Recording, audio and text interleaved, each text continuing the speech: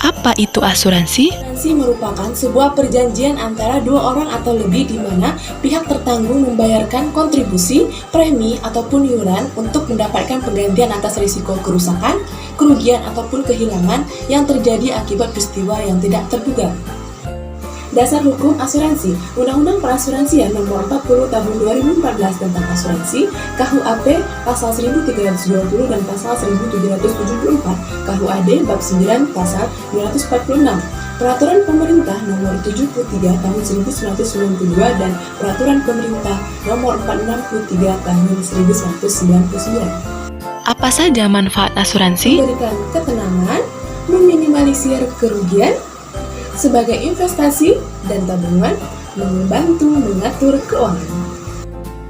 Apa saja ya? Nanggung dan tertanggung, polis, premi, klaim asuransi, uang penanggung atau santunan. Tolong menolong dan saling membantu yang kesulitan merupakan prinsip asuransi syariah. Pada prinsip ini, seluruh dana kontribusi peserta dipastikan akan dialokasikan secara transparan. Dalam asuransi syariah, kontribusi masing-masing peserta dikumpulkan ke dalam dana tabaruk. Dana ini yang nantinya digunakan untuk membantu peserta yang mengalami musibah. Di akhir tahun, kelebihan dana ini atau yang disebut dengan surplus underwriting, dana tabaruk akan dikembalikan sesuai dengan iuran masing-masing peserta ke dana tabaruk. Asuransi syariah bersifat universal, yang artinya berlaku untuk semua orang tanpa membedakan keyakinan, kelompok, golongan, atau ras dalam masyarakat.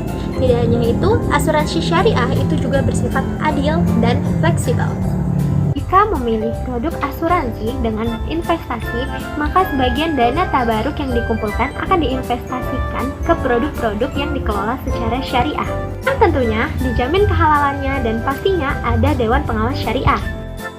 Lalu, bagaimana perusahaan asuransi mendapatkan keuntungan?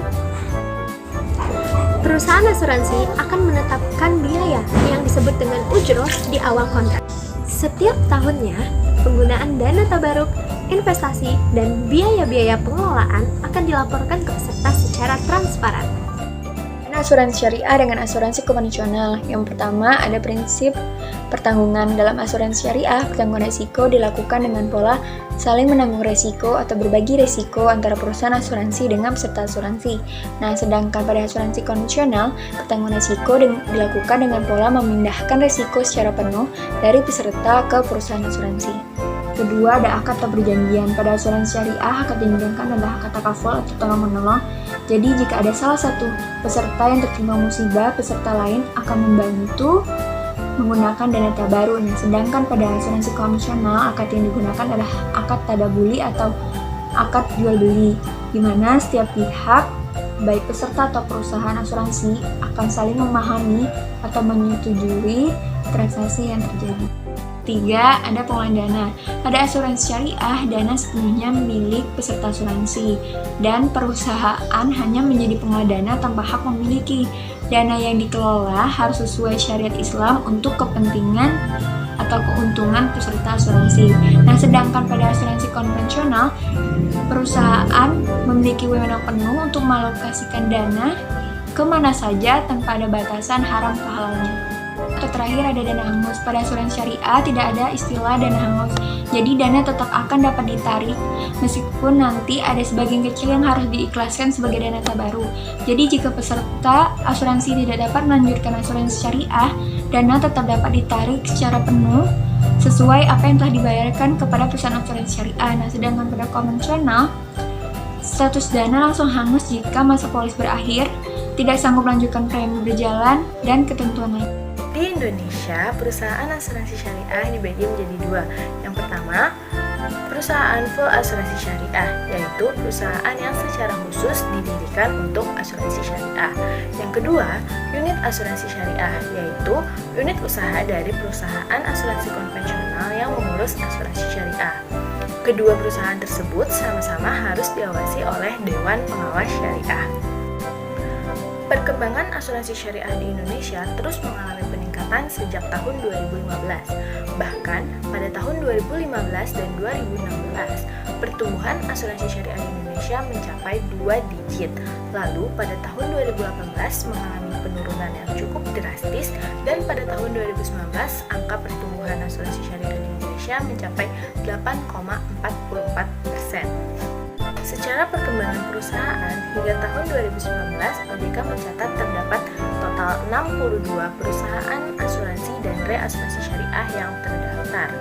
Lalu, per November 2019, asuransi syariah menguasai 6,6% pangsa pasar asuransi dan sisanya masih didominasi oleh asuransi konvensional. Artinya masih diperlukan banyak dukungan dari berbagai pihak untuk mengembangkan industri asuransi syariah, mulai dari pemerintah, pemegang saham, pelaku usaha, regulator, induk konvensional, hingga masyarakat. Peluang perusahaan asuransi syariah di Indonesia. Yang pertama, keunggulan konsep asuransi syariah dapat memenuhi tuntutan rasa keadilan dari masyarakat. Kedua, jumlah penduduk beragama Islam di Indonesia lebih dari 180 juta jiwa. Ketiga, meningkatnya kesadaran untuk bermuamalah sesuai syariat tumbuh subur di kalangan masyarakat, khususnya golongan menengah. Yang keempat, meningkatnya kebutuhan jasa asuransi dikarenakan perkembangan ekonomi. Dan yang terakhir, tumbuhnya lembaga keuangan syariah atau LKS lainnya seperti bank dan reksadana.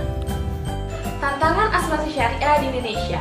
Yang pertama, kesediaan SDM yang handal di bidang ini. Indonesia diperkirakan membutuhkan 200.000 tenaga kerja yang ahli di bidang ekonomi dan keuangan syariah. Yang kedua, pemahaman masyarakat Indonesia yang masih relatif rendah. Yang ketiga, terbatasnya perguruan tinggi yang mengajarkan ekonomi Islam dikarenakan kekurangannya para ahli. Yang keempat, koordinasi kelembagaan industri keuangan syariah yang terbatas. Nah, OJK diharapkan dapat menjadi solusi di permasalahan ini. Yang kelima, harus adanya sinkronisasi antar pihak, baik itu pihak industri keuangan, industri perbankan, masyarakat, dan juga pemerintah Indonesia.